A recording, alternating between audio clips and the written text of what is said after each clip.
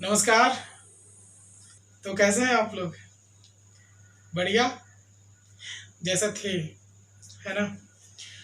आज की इस वीडियो से हम लोग शुरुआत करने वाले हैं चैप्टर वाइज मैथमेटिक्स पढ़ने की कोशिश करते हैं। ठीक है, इसी वीडियो से चैप्टर वाइज पढ़ेंगे।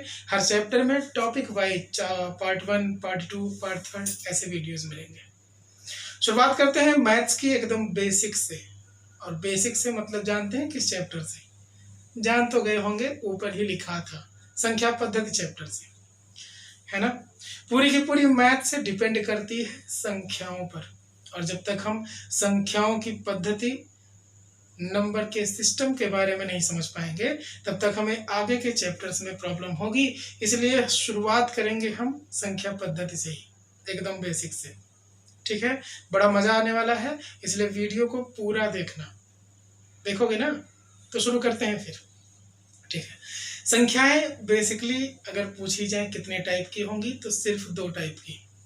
अब किसमें कौन कौन सी संख्याएं आती हैं, काल्पनिक क्या है, वास्तविक क्या है, अपरिमेय, परिमेय क्या है, डिटेल्ड चर्चा करेंगे। लेकिन उसके पहले जरूरी है कि बेसिक जो नंबर्स होते हैं ना, जो डिजिट होते हैं, वे डिजिट कौन कौन से होते हैं।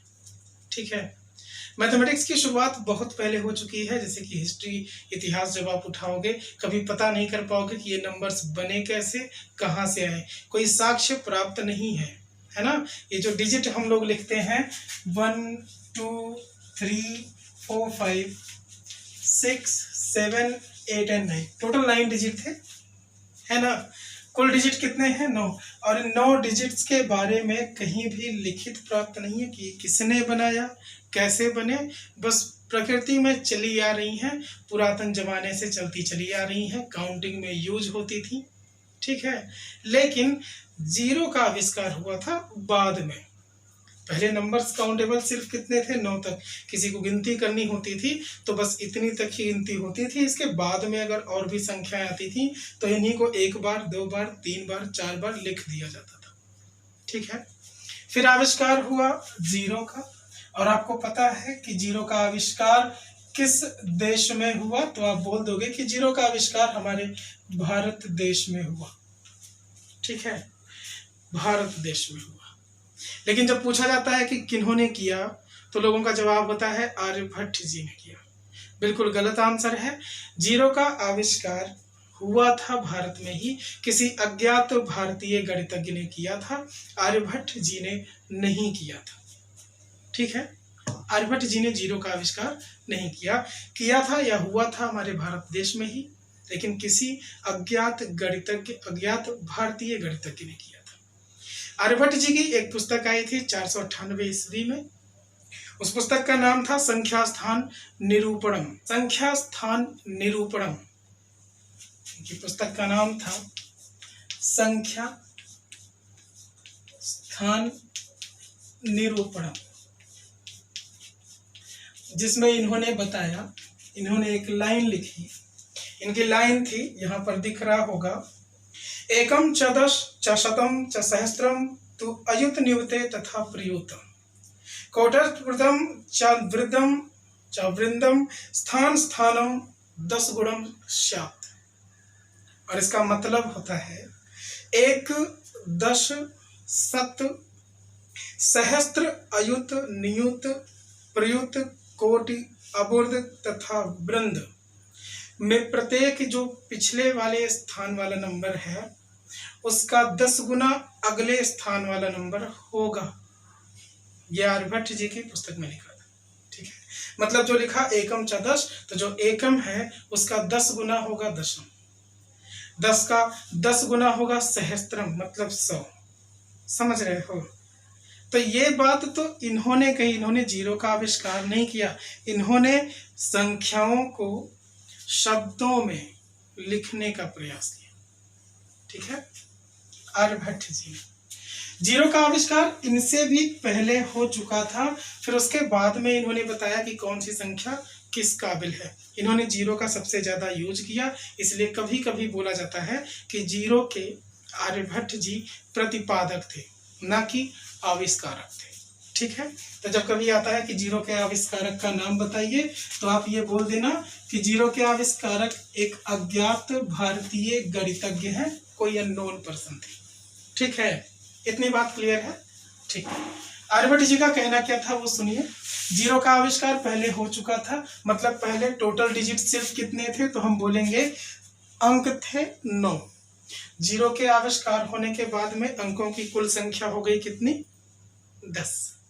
ठीक, अभी जो यहाँ लाइन लिखी थी संख्या स्थान निरूपणम पुस्तक के हिसाब से, उस हिसाब से क्या था, आर्यभट्ट जी ने कहा कि जब 10 ही नंबर्स हैं, अब इसके बाद में अगर काउंटिंग में और भी नंबर्स लेने हैं तो आप कैसे लोगे, आप ये जो जीरो का आविष्कार हुआ था इसको किसी नंबर के साथ में लगाओगे तो वो 10 के मल्टीपल में हो जाएगा, 10 गुना हो जाएगा। मतलब अगर हम ये 1 उठा ले जो पहला डिजिट था, इसके बाद 0 लगा दो तो ये हो जाएगा 10। ठीक है, लेकिन अब स्थान, अब संख्या के बारे में लिखनी होगी तो हम कैसे लिखेंगे। इन्होंने कहा कि भाई यही सारे डिजिट हैं तो आप ये 1 1 1 ले लो। ठीक है, आप यही 1 1 1 1 1 हर जगह लिख दो, हर जगह लिख दो 1 1 1। और ये जो नंबर्स थे उन्हीं नंबर्स को इनके बाद लगा दो, 0 लगा दो 10, फिर लिख दो 1, फिर लिख दो 2 3 4 5 6 7 8 और ऐसे ही 9। तो ये संख्याएं बन जाएंगी 2 के अंकों में, 10 11 12 13 14 15 इस तरह पढ़ लेंगे। 19 के बाद अगर कौन सी संख्या हमने लिखनी है, 1 के बाद 0 लगा नहीं सकते तो 1 वाला हो गया, इस बार लिख देंगे 2, फिर से ये नंबर एज वेल एज लगाते चले जाओ, मतलब 2 2 2 लिखो, फिर लिख दो 1, फिर से 2 लिखने के बाद 2, हर जगह 2 2 के बाद में संख्याएं लिखनी पड़ेंगी, जैसे 3 लिख दो, 4 लिख दो, 5 लिख दो, 6 लिख दो, ऐसा। तो ये गिनती बन जाती हैं 1 2 3 4 5 6 7 लेकर 9, फिर 10, उसके बाद 11 12 13 20 21 22 23 24 25 ऐसे सारे नंबर। ठीक है, इन्होंने 22 बोला, 23 बोला, 24। आप समझ रहे हो ना, ये संख्या स्थान, ये संख्याओं का स्थान प्रदर्शित करने के लिए इन्होंने एक प्रोसेस बताया। अब आप मेरे को बताओ, जब आप ऐसे करते चले जाओगे तो लास्ट में मिलेगा कहीं 99। अब 99 के बाद, ये 99 मतलब क्या, 2 डिजिट की सबसे बड़ी संख्या यही ना। इसके बाद का नंबर बनाना होगा तो कैसे बनाओगे, तो इन्होंने फिर बोला कि आपने 0 का यूज करके इतने सारे लिखे ना, पहले 1 का हो गया, फिर 2 का बारी आई, 3 की बारी आई, 4 की आई, ऐसे ही जो 99 है ना वो आया होगा 9 के मल्टीपल, इससे शुरुआत करके। तो उसके बाद इस 9 के बाद 9 से बड़ा नंबर कौन सा था भाई, 9 के बाद बड़ा नंबर था 10। उन्होंने बोला 10 लिखो, है ना, बार बार क्या लिखो, 10 10 लिखो, और फिर से एज वेल एज वही शुरू कर दो, मतलब पहले 0 लगाओ, 1 लगाओ, 2 लगाओ, ये 3, ये 4, ये 5 और ऐसे ही नंबर लिखते चले जाओ। तो अब जो संख्याएं बनेंगी वो 3 अंकों की होगी। और ये बातें कही गई किसमें, ये बातें कही गई हैं आर्यभट्ट जी की पुस्तक संख्या स्थान निरूपण में। ठीक है, जहां पर हम स्थानीय मान जातीय मान की चर्चा करेंगे तो सेम इसी प्रोसेस पर होगा। मतलब ये जो पहली वाली लाइन है ये सब के सब है इकाई के अंक। कैसे अंक हैं, इकाई के अंक। ये दहाई की पोजीशन वाले थे, ऐसे सैकड़े वाली पोजीशन ये हो जाएगी 3 स्टेप में, 1 अंक 2 अंक 3 अंकों की संख्या, ऐसे 4 अंकों की संख्या बनाई गई। ठीक है, लेकिन इन संख्याओं का यूज करेंगे कैसे। ये तो नंबर्स हुए जिनको हम नेचुरल बोलते हैं, प्राकृतिक संख्याएं बोलते हैं। ठीक है, कुछ संख्याएं होंगी दशमलव में, भिन्न में, परिमेय में, रूट में, विदाउट रूट, अंश बटे हर। तो किस संख्या को किस नाम से जाना जाता है ये बाद में धीरे धीरे स्टेप वाइज आता गया। अब हम बात करते हैं वो वाली बातें, अब हम लोग उस पॉइंट पर चर्चा करने वाले हैं जिस पॉइंट पर सवाल आता है। ठीक है, आइए सीखते हैं नंबर्स कौन कौन से होते हैं। फिलहाल अभी हम इनको मिटाते हैं। क्या आप मेरी बात ये समझ पाए हो ना, जो भी समझाए हो। ठीक है, ठीक है। धीरे धीरे मैथमेटिक्स का जब विकास हुआ, विकास समझ रहे हो ना, विकास समझ रहे हो, और डेवलपमेंट आपसे बेहतर कौन जानता है ना। विकास हुआ या नहीं इसे आपसे बेहतर कोई नहीं जानता।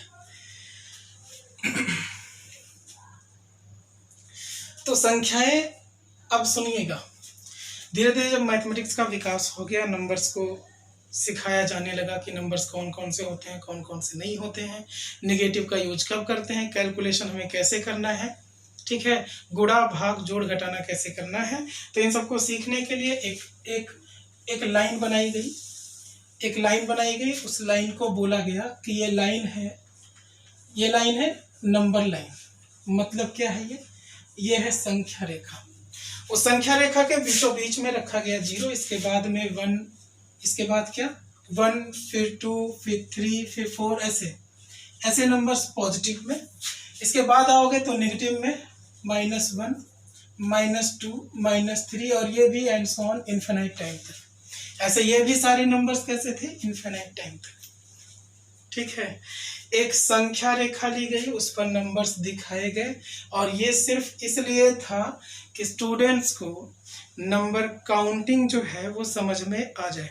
जैसे किसी बच्चे को आपको सिखाना है कि 3 में या 2 में जब 3 जोड़ो तो कितना होगा, तो हम उसे बताएंगे कि बेटा बेस जो है इस नंबर लाइन का, संख्या रेखा का जो बेस है, आधार है, वो आधार है 0। 2 का मतलब है कि ये 2 पॉजिटिव था, मतलब आप 2 स्टेप आगे हो, आप हो 2 पे, और प्लस का मतलब है इसमें जोड़ना है 3 स्टेप। आपको 3 स्टेप आगे जाना है, 2 से 3 स्टेप आगे जाओगे, 1, 2 और 1, 3, मतलब कहाँ पहुंच जाओगे 5, तो इसका आंसर हो जाएगा 5। लेकिन अगर पूछा जाता है 2 - 3, तो इसका मतलब है कि आप पहले 2 पे थे, उसके बाद 3 संख्याएं 3 स्टेप पीछे आना है। इस 2 से 3 स्टेप पीछे आओगे, 1, 2, 3, आप पहुंचोगे कहाँ पर, -1 पर। ठीक है, तो बाद में ये भी सिखाया जाने लगा कि जब छोटी संख्या से बड़ी संख्या घटाते हो ना, तो हमारा जो रिजल्ट है वो माइनस में आता है। तो ये जो माइनस प्लस का खेल था, उसको समझाने के लिए और नंबर्स को दिखाने के लिए हमने किसका यूज किया, हमने यूज किया संख्या रेखा का। ठीक है, लेकिन संख्या रेखा को जब हम और जूम करेंगे तो हमें पता चलेगा कि यहाँ छोटे छोटे पॉइंट्स और भी थे। उन पॉइंट्स का यूज हम लोग करते हैं दशमलव वाली संख्याओं को दिखाने का। जैसे 1.6 जो नंबर होगा वो 1 और 2 के बीच में कहीं लाई करेगा। ऐसे यहाँ भी कहीं ना कहीं 2.567 होगा, ऐसा नंबर होगा। ठीक है, ऐसे ही 2/5 लिखा हो तो आप इसको सॉल्व कर सकते हो। 5 से काट के 0.4 आएगा, 5 के 20। 0.4 1 और 0 के बीच में कहीं होगा ना, 0.4। और इन सारे नंबर्स को हम दिखा सकते हैं संख्या रेखा पर। ठीक है, मैं आपसे बोलूं कि जरा मान बताओ √9 का, तो √9 का मान या 9 की वैल्यू आप बता सकते हो कितनी होगी, 3 होगी। ठीक है, और 3 कहाँ है, यहाँ पर। आप मेरी बात समझना जो मैं आप बताने जा रहा हूँ। ये एक नंबर लाइन था, इस नंबर लाइन पर हम नेगेटिव वाले सारे नंबर्स को रख सकते हैं, पॉजिटिव के सभी नंबर्स को रख सकते हैं। हम इस संख्या रेखा पर दशमलव वाली संख्याओं को दिखा सकते हैं, रूट वाली संख्याओं को दिखा सकते हैं, भिन्न भी दिखा सकते हैं। तो जिन भी नंबर्स को हम नंबर लाइन पर दिखा सकते हैं, संख्या रेखा पर दिखा सकते हैं, हर वो संख्याएं कहलाती हैं, वे सभी संख्याएं कहलाती हैं वास्तविक संख्याएं। वे सभी संख्याएं क्या कहलाती हैं, वास्तविक संख्याएं। मतलब अंग्रेजी में क्या कहेंगे इसे आप, रियल नंबर। उन सभी संख्याओं को हम बोलते हैं रियल नंबर। ठीक है, तो रियल नंबर की डेफिनेशन है, आप चाहे नोट्स बना रहे होंगे तो लिख लीजिएगा। वास्तविक संख्याएं वे संख्याएं होती हैं जिन संख्याओं को हम संख्या रेखा पर दिखा सकते हैं। ठीक है, अब वास्तविक संख्याओं में कौन से आएंगे, पॉजिटिव भी, नेगेटिव भी, जीरो भी, दशमलव भी, भिन्न भी और रूट वाले सारे नंबर भी। ठीक है, और सिंपल सीधी बात है कि जिन संख्याओं को हम संख्या रेखा पर, इस नंबर लाइन पर नहीं दिखा सकते, वे संख्याएं, भाई 2 ही टाइप के नंबर तो हुए, एक वास्तविक हुआ तो दूसरा क्या होगा, दूसरा हो जाएगा काल्पनिक संख्या। मतलब कैसी संख्या, तो हम अंग्रेजी में इसे बोलेंगे इमेजिनरी नंबर। ठीक है, जिन संख्याओं को हम नंबर लाइन पर नहीं दिखा सकते, हम उसे बोलते हैं इमेजिनरी नंबर या काल्पनिक संख्याएं। ठीक है, दोनों की डेफिनेशन आप लिख लीजिएगा। हम सीखते हैं जरा काल्पनिक नंबर्स होते क्या हैं और इनको किस नाम से, कैसे पता चलेगा कि कौन सी संख्या काल्पनिक है, कौन सी वास्तविक है। ये वास्तविक तो आप समझ गए हैं, आते हैं काल्पनिक संख्याओं पर। काल्पनिक संख्याएं क्या होती हैं, आओ सीखते हैं। हमने सीखा था कि जिन संख्याओं को हम एक नंबर लाइन पर लिख सकते हैं वे वास्तविक, और जिनको नहीं लिख सकते वे काल्पनिक। अरे मेरे दोस्त, काल्पनिक संख्याएं क्या होंगी? आप मेरे को बताओ जरा। अगर मैं आपसे कहता हूँ √2 की वैल्यू बताओ, तो आपको पता है 1.414 ये होता है, ये √2 की वैल्यू होती है। इसको भी कहीं ना कहीं से आप उस नंबर लाइन पर दिखा सकते हो, ठीक है। जबकि ये अपरिमेय संख्या थी, वो अपरिमेय अपरिमेय बाद में सीखेंगे। समझिएगा जरा, क्या हम इसको नहीं दिखा सकते? इसको भी नंबर लाइन पर दिखा सकते हैं, इसको भी दिखा सकते हैं। मतलब जिस संख्या का मान रूट से बाहर नहीं निकलेगा वो भी वास्तविक है। अब आप मेरे को बताओ कि आप अंडर रूट में नेगेटिव में 1 है, माइनस में 1 है, क्या इसकी वैल्यू निकाल सकते हो? आप सिर्फ बता सकते हो √1 की वैल्यू क्या हो भाई, या तो +1 होगी या -1। इसलिए √1 हमेशा क्या होता है? +-1। तो √-1 की वैल्यू हम नहीं निकाल सकते, और इसको हम नंबर लाइन पर या संख्या रेखा पर नहीं दिखा सकते। इसलिए √-1 कैसी संख्या है? यह है काल्पनिक संख्या। ये एक स्पेशल नंबर होता है जिसको हम डिनोट करते हैं i से, और इसको पढ़ा जाता है आयोटा, ठीक है। √-1 क्या होता है? आयोटा। आयोटा मतलब क्या होगा? √-1, इसको i से प्रदर्शित करते हैं। तो जिस भी किसी नंबर में -1 होगा, रूट में होगा, हर वो संख्या क्या हो जाएगी? काल्पनिक संख्या। जैसे √-5, जैसे √-5 है तो √-5 को आप लिख सकते हो √5 इंटू √-1। ब्रेक कर लो, तो √5 तो 5 है ही, ये जो -1 था रूट में उसको हम लिख सकते हैं i, मतलब इसके साथ में लगा सकते हैं i। अब ये जो √5 आयोटा है ये कैसी संख्या है? तो हम बोलेंगे ये भी काल्पनिक संख्या, ठीक है। तो ये जो आयोटा है, ये आयोटा किसी भी नंबर के साथ लगा होगा, हर वो संख्या कैसी संख्या हो जाएगी? इमेजिनरी नंबर हो जाएगा। जैसे हो 4 आयोटा या 3 आयोटा, √3 हो, आयोटा लिखा है, काल्पनिक संख्या। सिर्फ आयोटा सिंबल लगा हो तो हम उसे बोलेंगे कैसी संख्या है? काल्पनिक संख्या, ठीक है। तो काल्पनिक संख्याएं क्या होती हैं? थोड़ा बहुत क्लियर हुआ? ये सभी नंबर्स, ठीक है, मिटा दें इन्हें। आते हैं अगले नंबर पर। अगला नंबर क्या होता है? मतलब सम्मिश्र संख्या क्या होती है? कॉम्प्लेक्स नंबर क्या होता है? आप सीखते हैं। तो कॉम्प्लेक्स संख्याएं या सम्मिश्र संख्या किसे कहते हैं? सुनिए, अभी थोड़ी देर पहले सीखे हो वास्तविक संख्या क्या है, काल्पनिक संख्या क्या है। समझिएगा कि अगर आप कोई एक वास्तविक संख्या ले लो, ठीक है, और एक काल्पनिक संख्या ले लो, कोई भी एक वास्तविक और एक काल्पनिक संख्याओं का या तो योगफल या फिर उनका डिफरेंस, अंतर, क्या कहलाता है? सम्मिश्र संख्या कहलाता है, ठीक है। एक बार और सुनिए, आप एक वास्तविक संख्या, ठीक है, एक रियल नंबर और एक काल्पनिक संख्या, एक वास्तविक और एक काल्पनिक संख्या का, एक वास्तविक और एक काल्पनिक संख्या का या तो योगफल या अंतर, एक काल्पनिक संख्या और एक वास्तविक संख्या का योगफल या अंतर क्या कहलाएगा? सम्मिश्र संख्या। एग्जाम्पल के लिए, जैसे एक वास्तविक संख्या 4, थोड़ी देर पहले सीखे हो, नंबर लाइन पर इसको दिखा सकते हैं। 4 ले लो, काल्पनिक संख्या वो नंबर जिसमें आयोटा लगा हो। अब हम सिर्फ 3 लिख देते हैं, तो अगर इनका आप योगफल लेते हो तो भी ये नंबर क्या है? सम्मिश्र संख्या, कॉम्प्लेक्स नंबर। या अगर आप 4 - 3 आयोटा करते हो, इनका डिफरेंस ले लेते हो, तो भी ये कैसी संख्या है? ये कैसी संख्या है? Complex number. चाहे योगफल ले लो चाहे नेगेटिव ले लो, मतलब माइनस ले लो, वो कॉम्प्लेक्स नंबर। तो इसका जो सिंबल बनेगा वो बनेगा कैसा?